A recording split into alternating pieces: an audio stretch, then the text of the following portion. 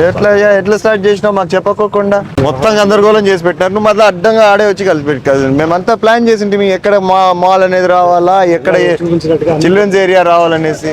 ఇప్పుడు ఇది ఎంట్రన్స్, ఇక్కడ అవసరమే లేదు. ఇది ఆ పెయింట్ కూడా చూడండి అప్పుడే ఫేడ్ అయిపోయింది. నాకు అర్థం కాల ఏం పెయింట్ వాడినారు ఏమో.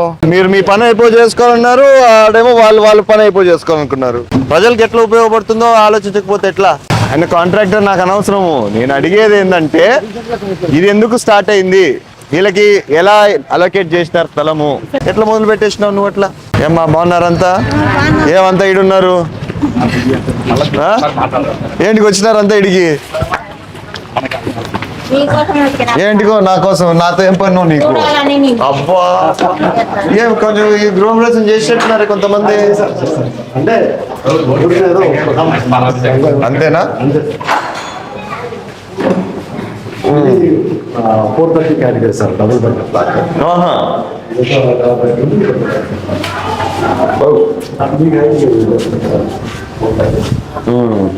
ఇవన్నీ ఎట్లా మా పని చేస్తున్నాయా? వర్కింగ్ కండిషన్స్ లో ఉన్నాయా?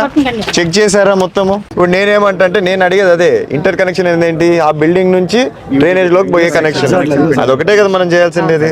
So that can be done. Rest of the pipeline working అని నేను అడుగుతున్నా. ఇప్పుడు ఫ్లో ఉందా, గ్రేడియంట్ ఉందా, ఎక్కడ మనకి బ్లాకేజ్ లేదు కదా?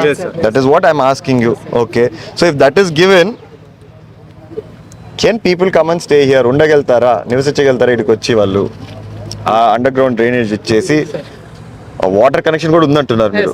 సో పంపింగ్ చేస్తే వాళ్ళకి లివబుల్ కండిషన్స్ ఉంటాయా లేదా? ఉంటాయి సార్.